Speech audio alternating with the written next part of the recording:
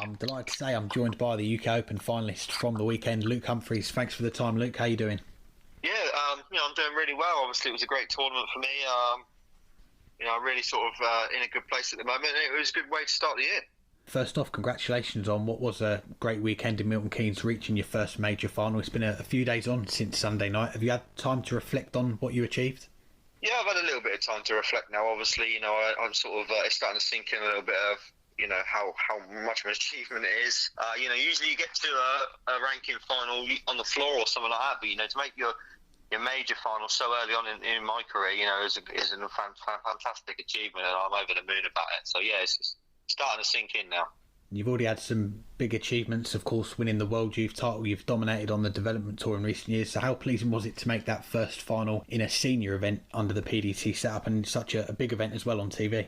Yeah, like you say, I've had some great achievements already in my young career, and I think this one, even though I've won a World Youth title, which was incredible, and obviously the two World Championship quarterfinals, I think that Sunday night was the most important night of my life to prove to people that you don't just go up there and do it on one stage. I sort of getting that name where I was just a World Championship player and I couldn't do it anywhere else and stuff like that. So I think Sunday was a really important point in my career. The stepping stone that I needed to go on and do bigger things. And I think a lot of people sort of could see the ability and the potential is there in my game to do these type of things. Get into major finals, but obviously you have to prove it a lot more. And I don't possibly get up on the big stage as much as I should or as much as I want to, but people can see now, when I do get up there, I always seem to perform on the big stage, and that's why I'm always striving to be in the big competitions and playing the big players, because I think people can see that I can beat the best players and play some good games up there. Definitely. Well, we'll come back to the UK Open. Let's rewind back first. And you spoke to our colleague Matthew at a local Open last summer, just after the summer series. You spoke about your weight loss using the exercise bike. Was it hard then to keep the weight off as more events came back and there was more time spent away from home? Yeah, well, that is exactly what happened. I lost quite a bit of weight. I think I can't remember when that interview was, but it was sort of summertime. I think when it was in the peaks of the lockdown, and then obviously when the events started coming back, you putting the weight back on was pretty easy, because I don't know what it is about it, but you just seem to forget about the progress you made, and then you start getting comfortable again. And this time is completely different. I think it's proved to me losing a bit of weight and gaining that extra stamina, and that not being so tired throughout the whole day really does help.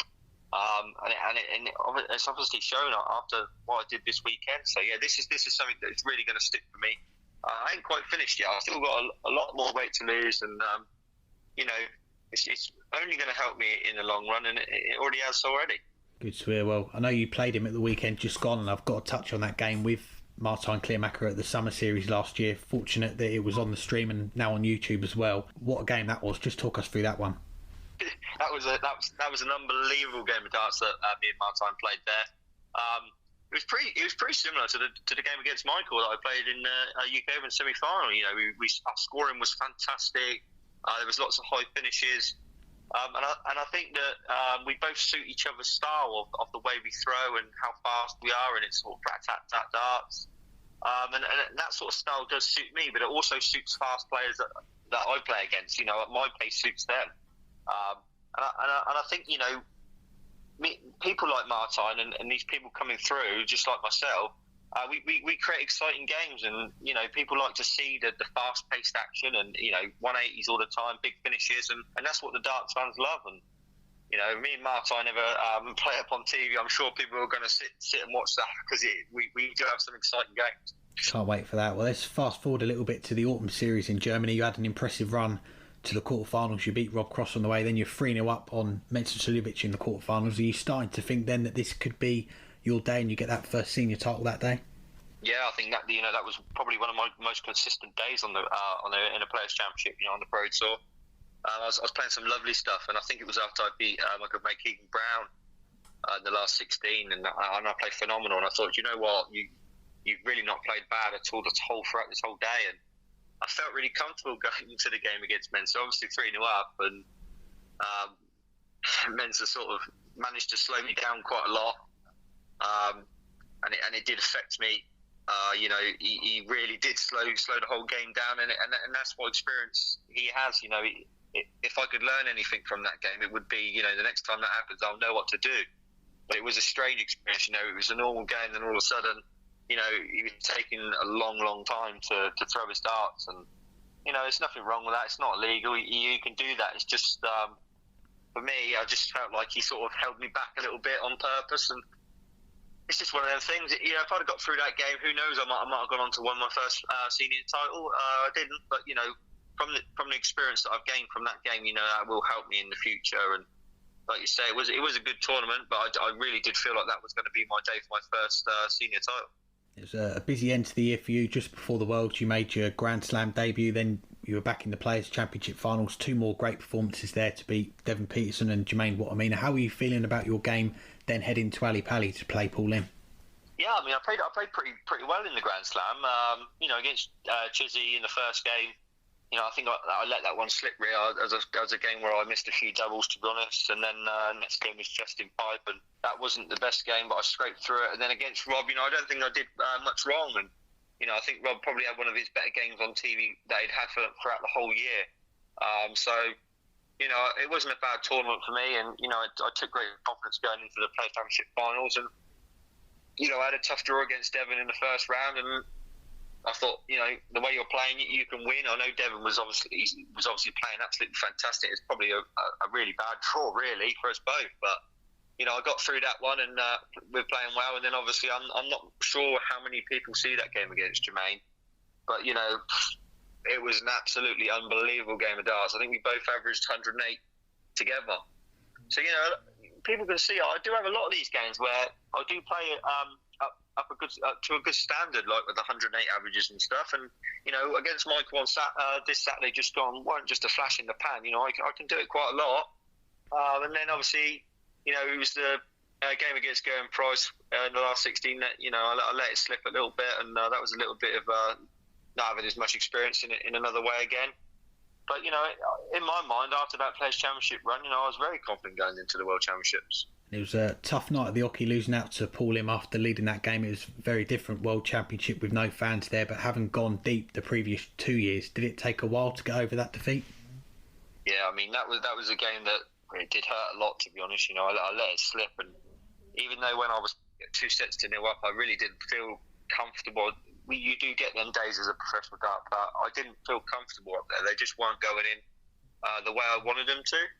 Like I say, when I was 2-0 up, I was desperately trying to get that last set instead of believing I was going to get it. And fair play to Paul, he did start coming back at me with a good few checkouts, and he kept putting the pressure on me. And I had one of them episodes again where I missed lots of doubles in a leg that ultimately cost me the game. And after I just took me a long time to get over it, because obviously being there for the last 2 years before, having such success and great runs, to all of a sudden being a first round loser, it's a hard one to take. And I felt like I should have won that game, but like I said, it was gone, and that was it. And I had to sort of take a long time out. I didn't pick up a set of darts for 3 to 4 weeks, to be honest with you, because I was that sick of the game.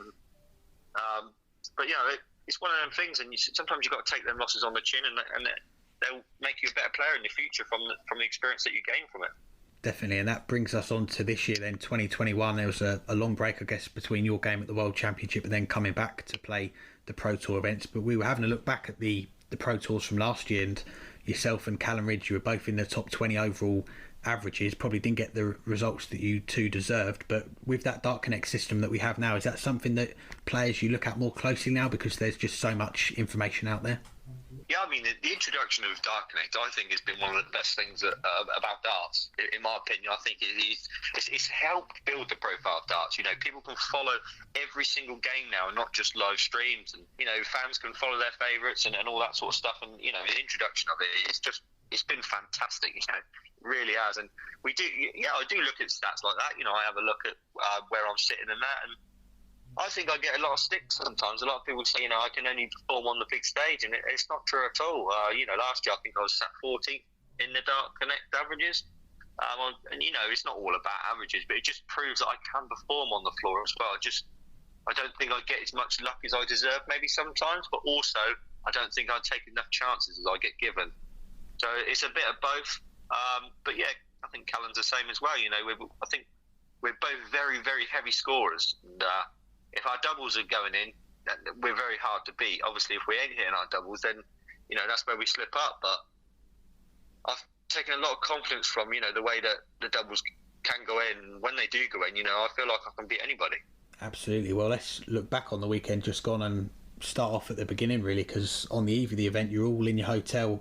Milton Keynes, you've had your test for the virus, and the news comes out that unfortunately your third round opponent, Justin Pipe, tests positive, so you've got that bye through to the evening, so you don't play in the afternoon, you play in the evening. How do you try and adjust to that? You're probably all getting ready to play in the afternoon, and then you still don't know when you're going to play until that draw comes out at the end of that afternoon session.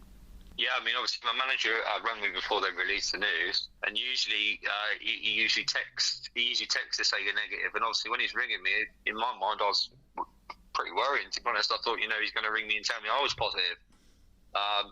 And, you know, I was dreading answering the call. And then, you know, when I answered and he said, you know, you got good news that you're negative, but unfortunately Justin was positive, you know, and I felt really sorry for Justin because no one wants to be excluded from any tournament, but especially a major. You know, Justin could have done what I'd done, you know, if he used to say he wouldn't have, and it can cost you a lot of ranking money and stuff like that. And if you can't be in them, you know, it's going to affect your ranking, and it will possibly affect Justin. I'm not sure what his achievements were like there 2 years ago, but yeah, it was a strange feeling, and you know, it wasn't a feeling I enjoyed because you never want to win that way.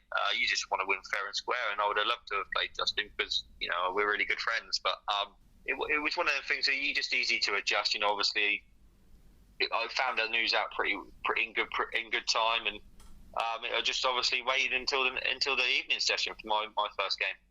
It's fair to say, well, looking at your results, you made the most of the 8 different boards that there were over the weekend. You finished up on the main stage, but you started out on board 8 against Kim Hybricks on that Friday night, and it looked like a cracking game. You both averaged 99, 2 big legs from you at the end to get over the line.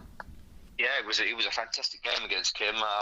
You know, Kim's another player that's actually playing really, really good darts at the moment. I played him in a Pro Tour game the week before, and that was a great game as well. His 180s were unbelievable, and you know, I think we sort of matched up same level in that game. And you know, I that's what I took from that. That's what I think gave me a little bit of confidence, was the way I put them last 2 good legs in to really sort of put him away, and it gave me good confidence going forward. But it was a great game of darts, and you know, Kim played fantastic, but I just scraped that one over the line.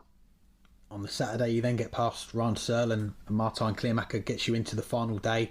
And what a back and forth game it is against Dave Chisnell. You go 6-3 up, then you're trailing 9-7. You win 3 legs on the spin to make a major semi-final for the first time. How did you hold your nerve in those final moments, especially in that last leg decider? It's hard to say because obviously people think that, you know, I look cool, and I was cool in a way, but you know, it's hard to hold them nerves in, especially when you've never been in these situations before. And you know, you do have negative memories of me losing a lot of last leg deciders, not because I bottle it or anything, just because people seem to perform so amazingly in last legs against me. And you know, you just, in my mind, I'm thinking it's my throw. You know, you just if you're out in 15, you know, you can't complain. If he goes out in 12, then you know, it's just another one of them things. But I felt like that was an important stepping stone to really hold my nerve in one of the most important games I've ever played in. And, you know, I took full advantage of it. I guess we should mention the semi-final against Michael van Gerwen. You mentioned in an interview over the weekend that you'd been getting some advice from Michael recently. Was his advice to throw 107 average in your first major semi-final? No, it wasn't. That wasn't the advice he gave me. You know, we're managed by the same management group, and you know, like I said, we're not best friends, or we're not really close, but you know, sometimes when we're together, we do in the same major, we do practice together. Or you know, he will give me a bit of advice about a lot of things, not just darts, personal things. You know, so yeah, he's a good person to be around. His advice was more about just how to prepare for these long days, because it's not something that I experienced a lot. And You know, he gave me some good advice, and it definitely worked on the Saturday, and it worked even better on the Sunday, unfortunately for him. So maybe he won't give me any more advice anymore. Well, what a game it was. You open up with 300-plus checkouts in the first 4 legs. You're leading 4-0, 7-3 at the second break. Michael didn't play badly himself, 106 average. You had 107 average. How proud were you when you came off that stage after a performance like that?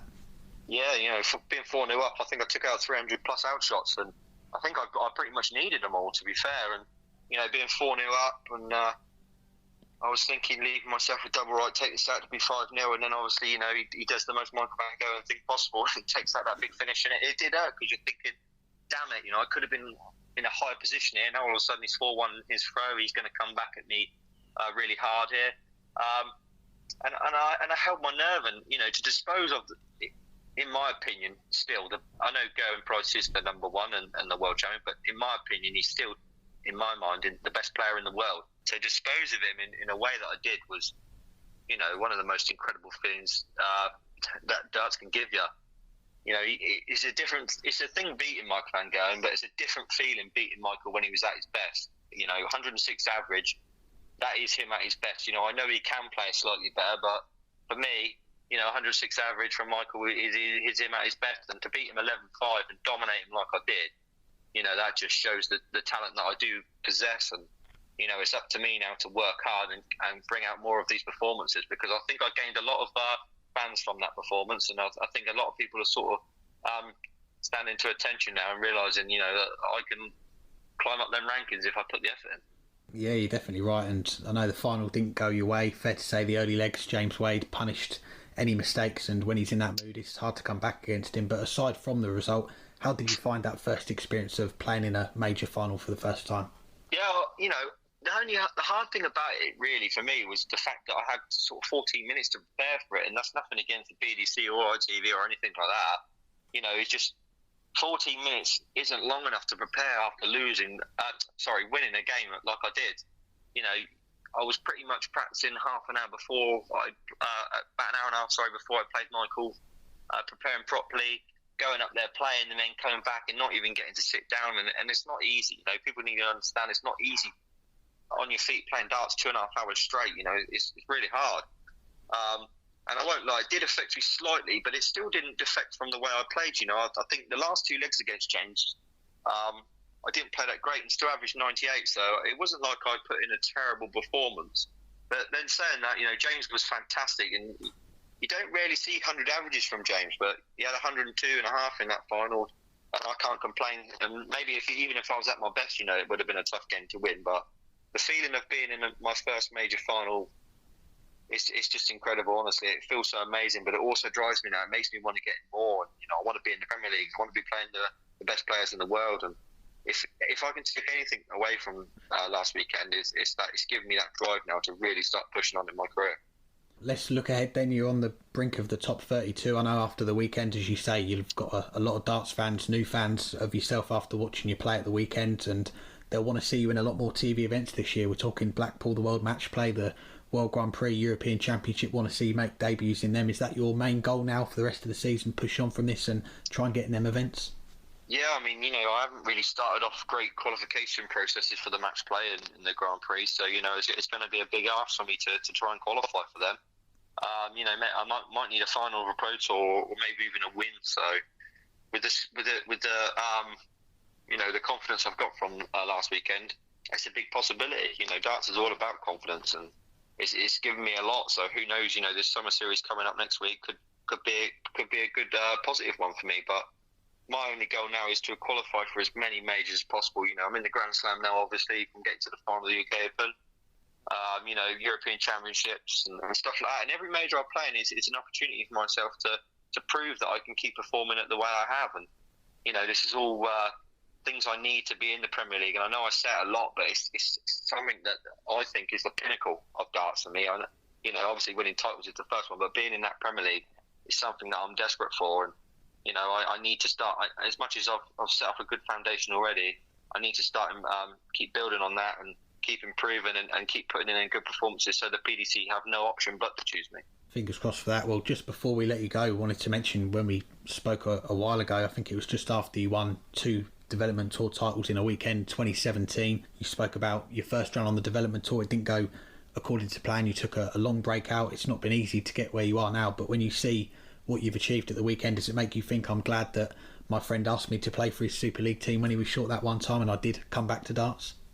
Yeah, I think I see someone put that. I don't know if it was you guys that put it up. I think I see it, and it is a true story. You know, I obviously gave up for 18 months, and I was a decent player before, but then the friend with Chris, he asked me if I could play in the Super League team because he was short, and I hadn't played a game or even picked up a dart probably in ages. And, you know, I've played and I won and played all right, and ever since then, you know, I'm thankful for him because who knows, I might not have been playing now if it weren't for him. But yeah, I think, you know, I've come a long way, and I think it's 4 or 5 years since I won that first development tour. So it's a compliment to the PDC of what these development tours and challenge tours can do to people. You know, obviously Rob Cross off the challenge tour, and then Garen Price off the Q score, and then me off the development tour. And, you know, it's their products that they keep improving and keep breeding players like me through. And, you know, it would have been nice to have picked up that major, but yeah, you know, obviously it's been a great time for me over the last 4 or 5 years. I've achieved some great things, and I'm hoping that, you know, I can build on all the success and create some more good memories. Yeah, definitely. I'm sure there's more to come. Well, Luke, it's always nice to have a catch up with you. Appreciate your time, and congratulations again on the weekend just gone, and wish you all the best for the Super Series next week and the rest of the year. Yeah, thank you very much. I appreciate you having me on. Thank you.